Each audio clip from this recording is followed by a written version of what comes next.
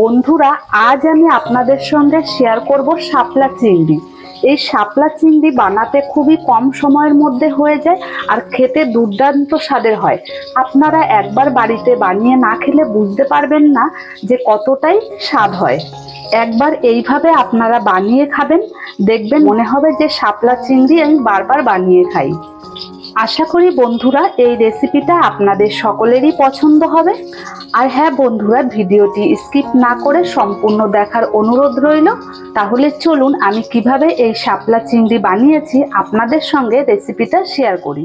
নমস্কার বন্ধুরা, আমি রত্নার পাকশালায় আপনাদের সবাইকে স্বাগত জানিয়ে প্রতিদিনের মতো আজও একটা নতুন ভিডিও নিয়ে চলে এসেছি আপনাদের সঙ্গে। আশা করি আপনাদের সকলেরই ভালো লাগবে।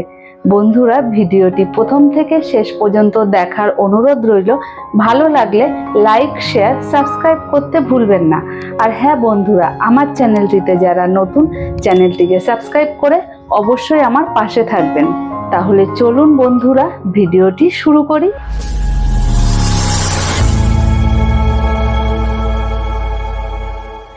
বন্ধুরা, শাপলা চিংড়ি রান্নার জন্য এই দেখুন এখানে আমি চিংড়ি মাছ নিয়েছি। এবার চিংড়ি মাছটাকে কেটে নেব। এই দেখুন চিংড়ি মাছগুলো আমি কেটে ভালো করে ধুয়ে পরিষ্কার করে নিয়েছি।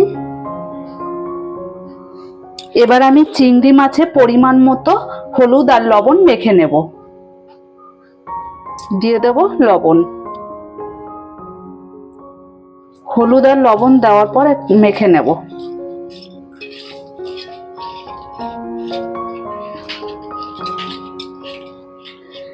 মেখে 5 মিনিটের জন্য রেখে দেব।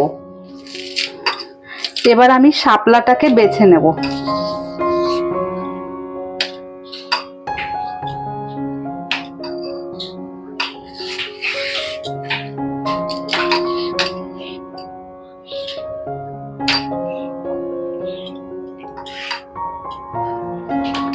এই দেখুন আমি পুরো শাপলাটাকেই বেছে নিয়েছি, বেছে কেটে নিয়েছি।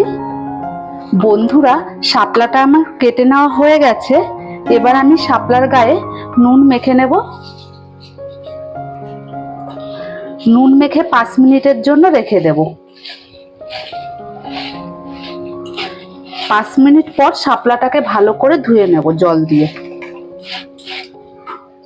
এখানে আমি কিছু মশলা নিয়েছি। 1 চামচ জিরে, 1 চামচ সর্ষে, 4টে কাজু বাদাম, 4টে কাঁচা লঙ্কা নিয়েছি আর নিয়েছি গোটা একটা পেঁয়াজ। এবার পেঁয়াজ আর কাঁচা লঙ্কাটাকে কেটে নেব আর জিরে, সর্ষে, কাজু বাদামটাকে বেটে নেব।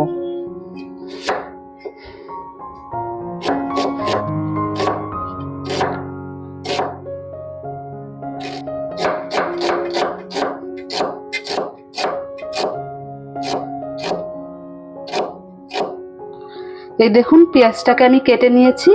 এবার দেখুন শাপলাটাকে আমি নুন মাখিয়ে 5 মিনিট রেখে দেওয়ার পর জল দিয়ে ভালো করে 2-4 বার আমি ধুয়ে নিয়েছি। এই দেখুন আমার মশলাটা বেটে নেওয়া হয়ে গেছে, সর্ষে, জিরে আর কাজু বাদাম বাটা।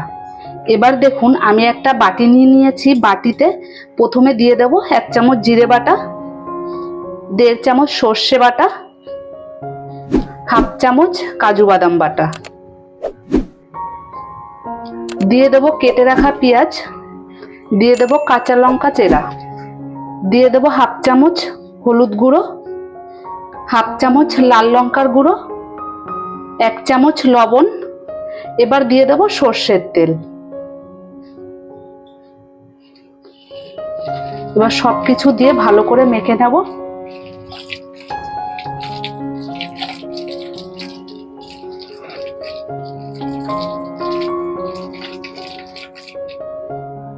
এবার আমি নুন হলুদ মেখে নেওয়া চিংড়ি মাছগুলো দিয়ে দেব।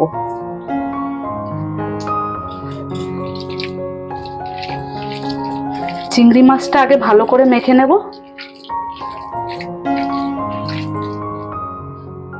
এবার দিয়ে দেব কেটে রাখা শাপলা। এবার শাপলা দেওয়ার পর চিংড়ি মাছ, শাপলা সবকিছু ভালো করে মেখে নেব।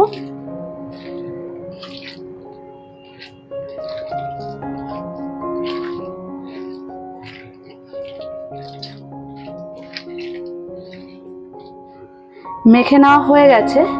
শাপলাটা মেখে নেওয়ার পর আমি গ্যাসের উপর কড়াই বসিয়ে দিয়েছি। কড়াইটা গরম হয়ে এসেছে। এবার সামান্য পরিমাণ একটু কড়াইতে তেল লাগিয়ে নেব। সামান্য পরিমাণ কড়াইতে একটু তেল দিয়ে দিয়েছি।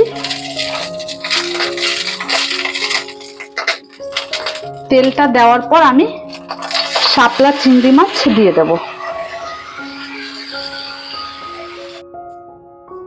দেওয়ার পর আমি হালকা করে 2 মিনিট একটু কষিয়ে নেব।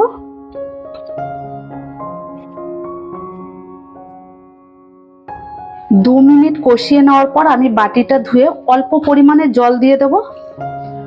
জলটা দেওয়ার পর আমি ঢাকা দিয়ে রেখেছিলাম। এই দেখুন ঝোলটা ফুটতে শুরু করে দিয়েছে। খুব বেশি নাড়িয়ে নেওয়ার দরকার নেই, তাহলে কিন্তু চিংড়ি মাছগুলো ভেঙে যাবে। এইভাবে হালকা করে একবার নাড়িয়ে নেব। গ্যাসটাকে মিডিয়াম টু লো ফ্লেমে রেখে আমি 10 থেকে 15 মিনিট শাপলাটাকে রান্না করে নেব।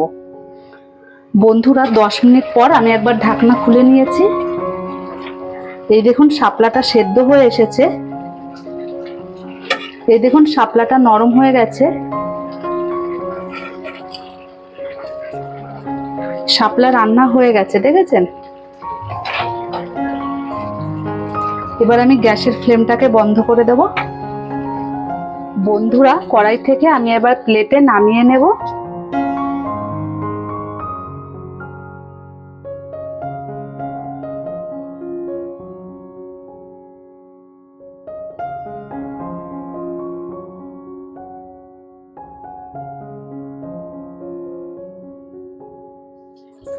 বন্ধুরা শাপলা চিংড়ি আমি প্লেটে নামিয়ে নিয়েছি। এইভাবে আপনারা বাড়িতে অবশ্যই বানাবেন। বানিয়ে খেয়ে আমাকে কমেন্ট করে জানাবেন কেমন হয়েছে। আর হ্যাঁ বন্ধুরা, ভিডিওটি ভালো লাগলে লাইক, শেয়ার, সাবস্ক্রাইব করতে ভুলবেন না। আর আমার চ্যানেলটিতে যারা নতুন, চ্যানেলটিকে সাবস্ক্রাইব করে অবশ্যই আমার পাশে থাকবেন। বন্ধুরা ভিডিওটি প্রথম থেকে শেষ পর্যন্ত দেখার জন্য আপনাদেরকে অসংখ্য ধন্যবাদ। তাহলে বন্ধুরা ভিডিওটি এখানেই শেষ করছি।